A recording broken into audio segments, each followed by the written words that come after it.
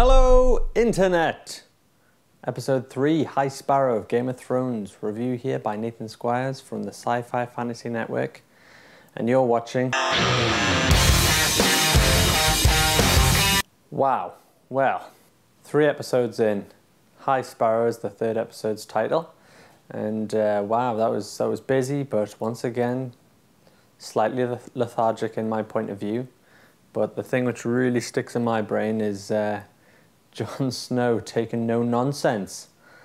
That guy, he's just like, am I going to go to your little outpost? I think not. So Jon Snow's just gone, I got to lay down the law. It's me, Jon Snow, with the Lord Commander Chief post, and everybody's going to listen up. But it reminded me so much of just, the lesson he learned from his dad, Ned, in season 1. It was, he was going to follow through as soon as he kind of made that decision. As soon as the guy sort of got a second chance and he was saying, this is a command, not an offer. You've just got to go. And as soon as he said no, I think we all knew Jon Snow was just going to be like, that's it. Game over, sir. No amount of pleading or mercy is going to happen. This is the wall. This is where it all goes down. But it's good. And overall, I felt it was a busy episode, but when I say lethargic, I do mean that it's building. We're on the 3rd episode now. We're building slowly but surely, getting towards the meat of the episodes. Halfway points are often big, and then you've got the second to last is usually where the big battle happens. But we went quite everywhere. It was almost like we were going to miss Meereen out, but that came in the end with Tyrion, and there's a few tweets that I saw online sort of saying, why stop there? I'm just getting into it. I just want more. And I think that's good because it was a bit longer, that episode, and they clearly knew that they needed to just finish it off nicely and just whip you round to the end and then make you want to come back for more. So it has that addictive personality, whilst it doesn't have the sort of style of rounding each episode off so that you're completely satisfied. That's not where TV is now. It's all about really moving on to the next point and wanting you to tune back in the next week. Kind of a classic way of, what will happen next time. Stay tuned! Come back next week to find out what's happening on Game of Thrones! But, modern editing. Arya and her facelessness. Arya getting frustrated. Yeah, she's a bit of a child about that, and she just wants to kind of get on with it and do. I don't know. She wants her revenge. She wants her way of becoming powerful because she feels powerless, and obviously her battle with giving up Needle was another demonstration of her not knowing what to do, not knowing what to give her. How can she give up something which has given her power? She was shown how to kill somebody. She was shown how to keep her own life, and then she's been told to give that up. Whilst it's just been suggested, it still is kind of getting rid of more defences, and that's clearly what her character's got to develop through, is becoming, relaxed and this kind of meditative assassin rather than the kind of brutish hound version. But yeah, as a tweet on Thoughts on Thrones hashtag came through and said by @AdamSQZ, no idea. Do you think hiding that sword will come back to bite Arya in the ass? Thoughts, hashtag Thoughts on Thrones. And I think that's it's a plant. It's a device that's used to kind of keep your interest in her story, because you know that it's going to develop and that's going to come back around, as well as the House of Black and White becoming more ingrained with that weird bloody woman, with the smack and stuff. Is like, all right, chill out.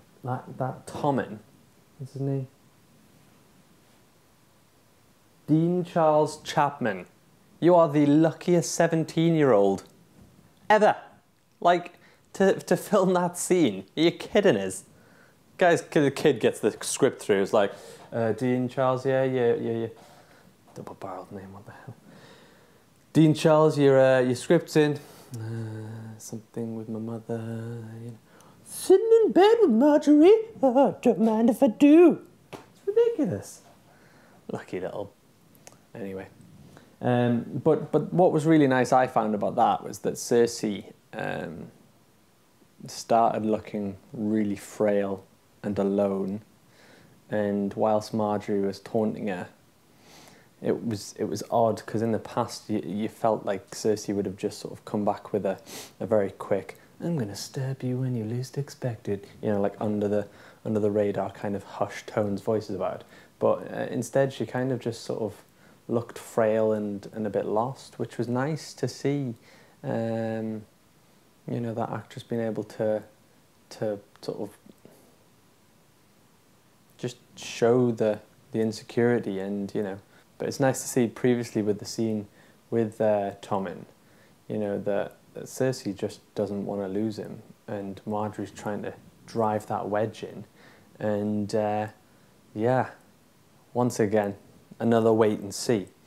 You know, the season's coming on.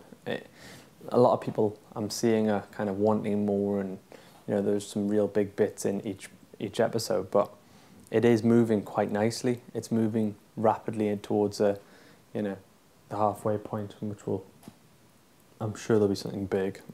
I don't know. Once again, I've only seen episode 3 so far, but I feel like something big happens at the end of episode 4. I don't know what it is, but I think there's a reason why they released up to season 4, and then they got released, or then they got leaked. But yeah, we'll see. Winterfell. So, honestly, Theon's like shoveling crap, and Sansa just walks past. You're like, come on, let us see him. And then here they are like, my name's Reek.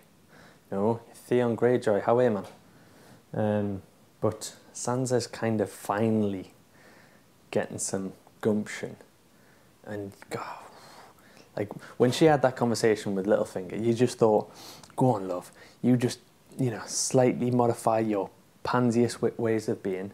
And then when you're in there, get in with the Boltons, and then you can just murder them all, you know, from the inside out. I know it's twisted. I wouldn't usually think like that because you want to be like, you know, Ned. But I've clearly been watching Game of Thrones for so long that I've just decided I just wanted to kill everybody. No, I wanted to kill the Boltons because of what they've done, and you know that that's what she'll do as soon as she does find Theon. They're just eking that out a little bit more.